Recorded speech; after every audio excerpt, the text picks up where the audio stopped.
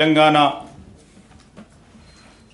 కోటి రత్నాల వీణ అని మహాకవి దాశరథి గారు చెప్పిన తెలంగాణను సాకారం చేసిన శ్రీమతి సోనియా గాంధీ గారి ఆశీస్సులతో కాంగ్రెస్ ప్రభుత్వం తొలి పూర్తి రాష్ట్ర బడ్జెట్ను ప్రవేశపెడుతున్నందుకు నేనెంతో సంతోషిస్తున్నాను. గత 10 ఏళ్ల అస్తవ్యస్త పాలనకు విఘ్నతతో చమరగీతం పాడిన తెలంగాణ ప్రజానికానికి మా ప్రభుత్వం తరఫున కృతజ్ఞతాపూర్వక నమస్కారాలు తెలియజేస్తున్నాను. ప్రత్యేక తెలంగాణ రాష్ట్రం ఏర్పడితేనే తమ కలలు సాకారమవుతాయని తెలంగాణ ప్రజలు ప్రాణాలను సైతం ఒడి సుదీర్ఘకాలం ఉద్యమించారు. ఆ ఉద్యమాల తీవ్రత వెనుకనున్న తెలంగాణ ప్రజల ఆవేదనను గుర్తించి కాంగ్రెస్ నేతృత్వంలోని యూపీఏ ప్రభుత్వం తెలంగాణ ప్రజలకు ఒక ప్రత్యేక రాష్ట్రాన్ని ఏర్పాటు చేయాలని నిర్ణయించి దానికి సంబంధించిన అన్ని లాంఛనాలను పూర్తి చేసి స్వరాష్ట్రాన్ని సాకారం చేసింది. తెలంగాణ రాష్ట్రం ఏర్పడ్డ తర్వాత గత దశాబ్ద కాలంలో రాష్ట్ర పురోభివృద్ధి ఆశించిన మేరకు జరగలేదు. తెలంగాణ రాష్ట్రాన్ని బంగారు తెలంగాణగా మారుస్తామని ఒట్టి ఉత్తర కుమార ప్రగల్భాలు పలికిన గత ప్రభుత్వ పాలకులు అన్ని రంగాల్లో పూర్తి వైఫల్యం చెందారు. పురోభివృద్ధి అటుంచి రాష్ట్ర ప్రజల సంక్షేమం సన్నగిల్లింది, అభివృద్ధి అడుగంటింది, రాష్ట్రం అప్పుల పాలైంది.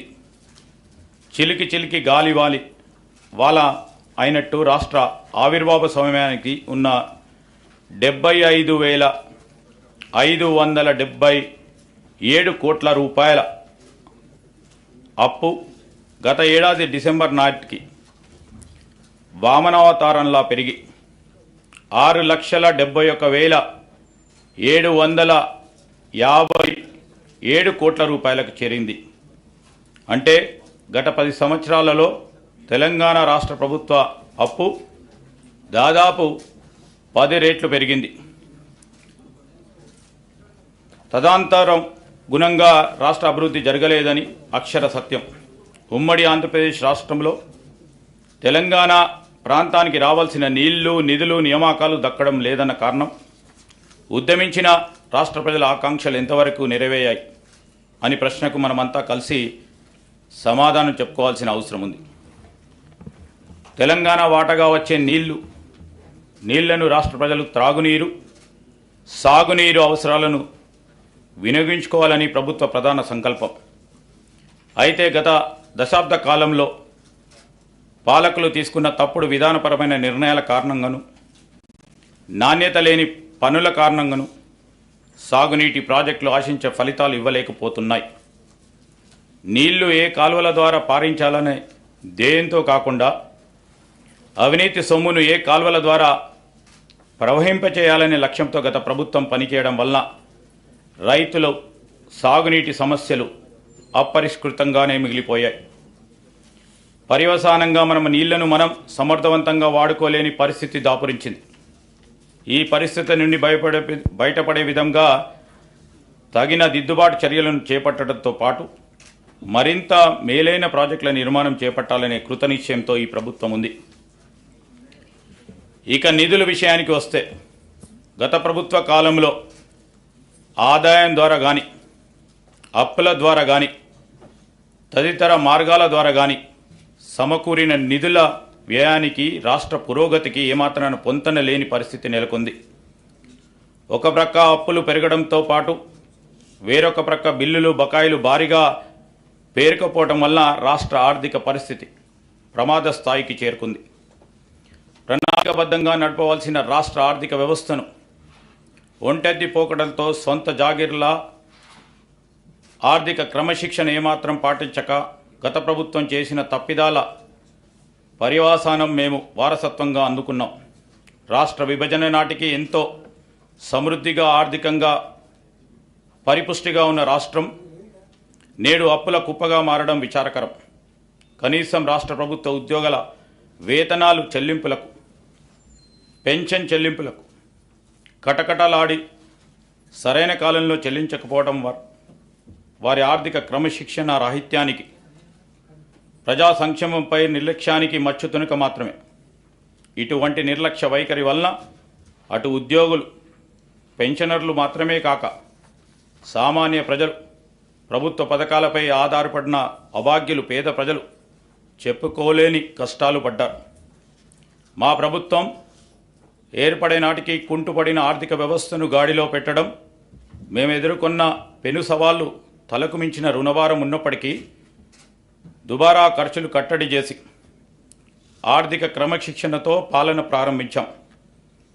తద్వారా ఉద్యోగులకు, పెన్షన్దారులకు సకాలంలోనే జీతాలు చెల్లించడానికి వెసులుబాటు కలిగింది. ఈ సంవత్సరం మార్చి నెల నుండి పాటించక గత ప్రభుత్వం చేసిన తప్పిదాల పర్యవసానం మేము ఈరోజు వారసత్వంగా అందుకున్నాం. రాష్ట్ర విభజన నాటికి పెన్షన్లు చెల్లించడానికి మా ప్రభుత్వం చర్యలు తీసుకుంది. డిసెంబర్ 2023లో మా ప్రభుత్వం రాష్ట్ర ఆర్థిక స్థితిపై శ్వేతపత్రం విడుదల చేసే నాటికి 6,71,757 కోట్ల రూపాయల అప్పు ఉన్నట్లు తేలింది. గత ప్రభుత్వం చేసిన అప్పులైనా ప్రభుత్వ పరంగా బాధ్యతతో వాటిని తీర్చేందుకు అన్ని చర్యలకు శ్రీకారం చుట్టాం. మా ప్రభుత్వం ఏర్పడ్డ తర్వాత 35,118 కోట్ల రూపాయల రుణాలు తీసుకోగా, గత ప్రభుత్వం చేసిన రుణాలలో అసలు వడ్డీలతో కలిపి 42,892 కోట్ల రూపాయల బకాయిలను చెల్లించాం. అంటే మా ప్రభుత్వం తీసుకున్న రుణాల కన్నా 7,774 కోట్ల రూపాయలు ఎక్కువగా రుణాలు ఈ కొద్ది నెలలు చెల్లించడం ద్వారా మా చిత్తశుద్ధి అర్థమవుతోంది.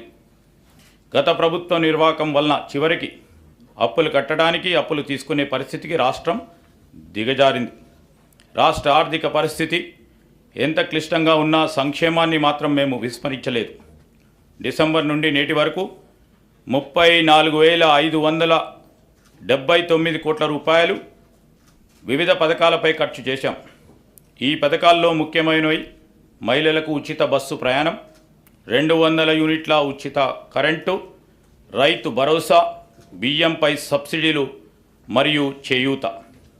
సంక్షేమంతో పాటు మూలధన వ్యయానికి క్యాపిటల్ ఎక్స్పెండిచర్ కూడా అదనంగా 19,456 కోట్ల రూపాయలు ఖర్చు చేశాం.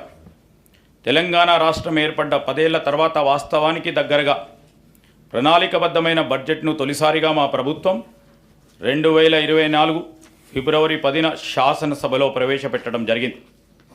గత దశాబ్ద కాలంలో నియామకాల విషయానికి వస్తే రాష్ట్ర నిరుద్యోగ యువత కన్న కలలు కల్లలైపోయింది. కొత్త ఉద్యోగాలను సృష్టించడం అనే మాట అటుంస్తే